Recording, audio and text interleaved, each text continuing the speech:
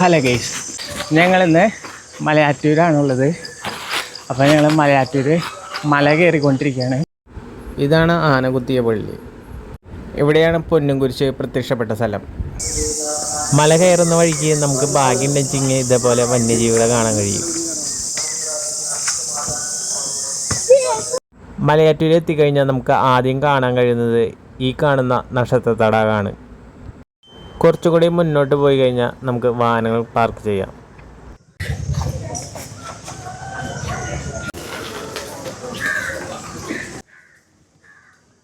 ഈ കുരിശുതൊട്ടിലിൽ വന്ന് പ്രാർത്ഥിച്ചതിന് ശേഷമാണ് എല്ലാവരും മല കയറാൻ തുടങ്ങുന്നത്.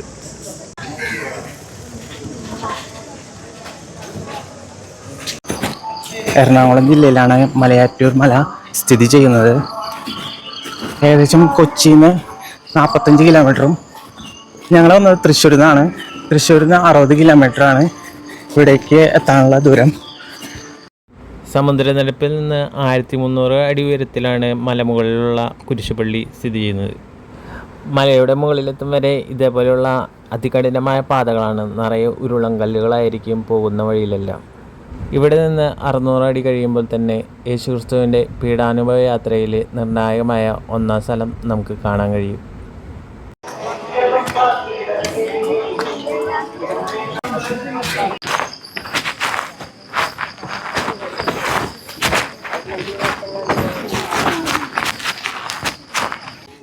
ഇതേപോലെയുള്ള 14 ഇടങ്ങൾ കഴിഞ്ഞ് വേണം നമുക്ക് മലമുകളിലെത്താൻ.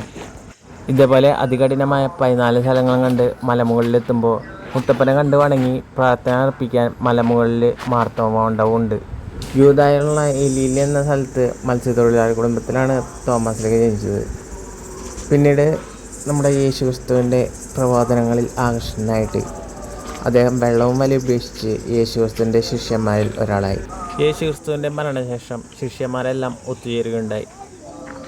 ലോകമെമ്പാടും യേശുവചനങ്ങൾ പ്രചരിപ്പിക്കാൻ അവർ തീരുമാനിച്ചു. യേശുവചനങ്ങൾ പ്രചരിപ്പിക്കാൻ തോമസ് ലീഹയ്ക്ക് ലഭിച്ച സ്ഥലം ഭാരതമായിരുന്നു.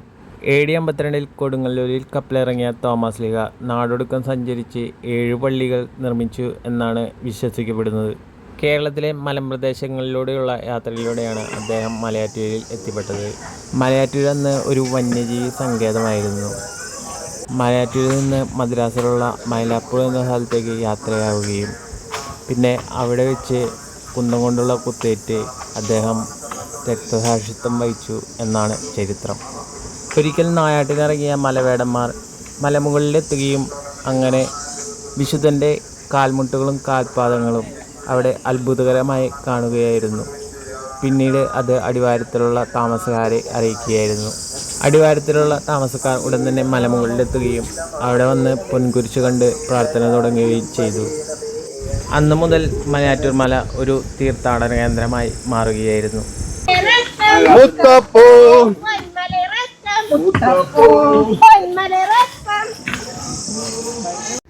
ആവശ്യതയിലും കഷ്ടപ്പാടുകളിലും വലയുന്നവരെ ആശ്വസിപ്പിക്കാനായിട്ട് വിശുദ്ധ വൃദ്ധൻ്റെ രൂപം സ്വീകരിച്ച് വരുമെന്നാണ് പഴമക്കാർ വിശ്വസിച്ചു പോരുന്നത്. അങ്ങനെയാണ് വിശുദ്ധനെ മുത്തപ്പൻ്റെ പേര് ലഭിക്കുന്നത്. ഞങ്ങളിപ്പോൾ മലയുടെ ഏറ്റവും മുകളിലെത്തിയിരിക്കുകയാണ്. അവിടെയുള്ള മാർത്തോമ മണ്ഡപത്തിൽ ആണ് ഇപ്പോൾ ഉള്ളത്. അവിടെ കുറച്ചു നേരം പ്രാർത്ഥിച്ചതിന് ശേഷം നേരെ പുറകുവശത്തുള്ള ബലിയർപ്പണ സന്നിധിയിലേക്ക് നടന്നു. മാർത്തോമ മണ്ഡപത്തിൻ്റെ പുറകിലായിട്ടാണ് ബലിയർപ്പണ സന്നിധി ഉള്ളത്. ഞങ്ങൾ പിന്നെ അവിടേക്ക് പോയി. പിന്നെ ഇവിടെ കാണാനുള്ളത് ഒരു ആനക്കുത്തി പള്ളിയാണ്.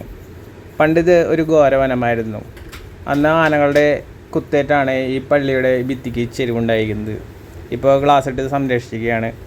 ഗ്ലാസിൻ്റെ ഉള്ളിൽ കൂടെ നോക്കുമ്പോൾ നമുക്കൊരു ഭിത്തിക്കൊരു ചെരിവ് കാണാം. പള്ളിയുടെ സൈഡിലായിട്ട് ഒരു ബോർഡ് വെച്ചിട്ടുണ്ട്. അതെന്താണെന്ന് നമുക്ക് നോക്കാം.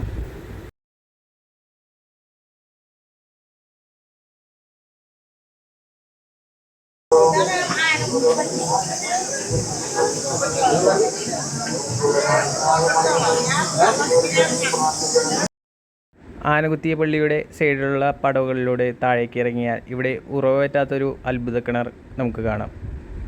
അത്ഭുത കിണർ കാണാനായിട്ട് നമ്മൾ താഴേക്ക് ഇറങ്ങും തോറും ഈ വനഭൂമിയുടെ ഒരു ഭംഗി നമുക്ക് അവിടെ നിന്ന് ദൃശ്യമാകും. മലമുകളിൽ ഏറ്റവും ആദ്യം പണിതത് ആനകുത്തിയ പള്ളിയാണ്. ഈ പള്ളിയുടെ പഴക്കം ഇതുവരെ നിർണ്ണയിക്കാനായിട്ടില്ല. ആ പള്ളിയുടെ 150 മീറ്റർ അകലെയാണ് പൊന്നുംകുരിശ് പ്രത്യക്ഷപ്പെട്ട കപ്പേള പണിതിരിക്കുന്നത്. കുരിശുമുകളിലുള്ള ഈ പള്ളി ഇരിക്കുന്ന പ്രദേശങ്ങളൊക്കെ അന്ന് ആനകളുടെ ഒരു താവളമായിരുന്നു. ആനകുത്തിയ പള്ളിക്ക് ആ പേര് ലഭിച്ചത് ആ പള്ളിയുടെ ഭിത്തിക്ക് മുകളിൽ ഇപ്പോഴും കൊമ്പുകളുടെ പാടുകൾ കാണാം. ഇവിടെയുള്ള മറ്റൊരു അത്ഭുതമാണ് ഈ അത്ഭുത കിണർ. ഇതിലെ വെള്ളം ഒരിക്കലും വറ്റാറില്ല. ഇതാണ് നമ്മുടെ ആ അത്ഭുത കിണർ. മലമുകളിൽ പൊന്നും കുരിശ് പ്രത്യക്ഷപ്പെട്ട സ്ഥലത്താണ് ഈ കപ്പേള പണിതിരിക്കുന്നത്. ഇതെല്ലാം കണ്ട് ഞങ്ങൾ മലയിറങ്ങാൻ പോവുകയാണ്. താഴെ ഒരു കൊടിമരമുണ്ട്. തോമാസ് ലീഹ പ്രാർത്ഥിച്ചിരുന്ന ഇടമാണ് നമ്മൾ ഇനി കാണാൻ പോകുന്നത്. അവിടെ അദ്ദേഹത്തിൻ്റെ പാദമുദ്രകളുണ്ട്. ഞങ്ങൾ താഴേക്ക് ഇറങ്ങിയപ്പോൾ മറ്റൊരു കാഴ്ച കൂടി ഞങ്ങൾക്ക് കാണാൻ സാധിച്ചു.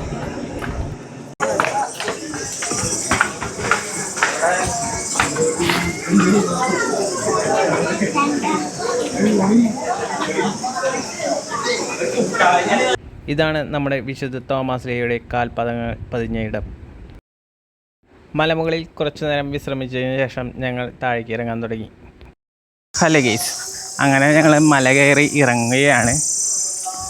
ഇതിപ്പോൾ നടന്നു പോകാൻ ഒരു കുറുക്കുവഴി കിട്ടി. അതിൽ കൂടെയാണ് ഞങ്ങൾ പോകുന്നത്.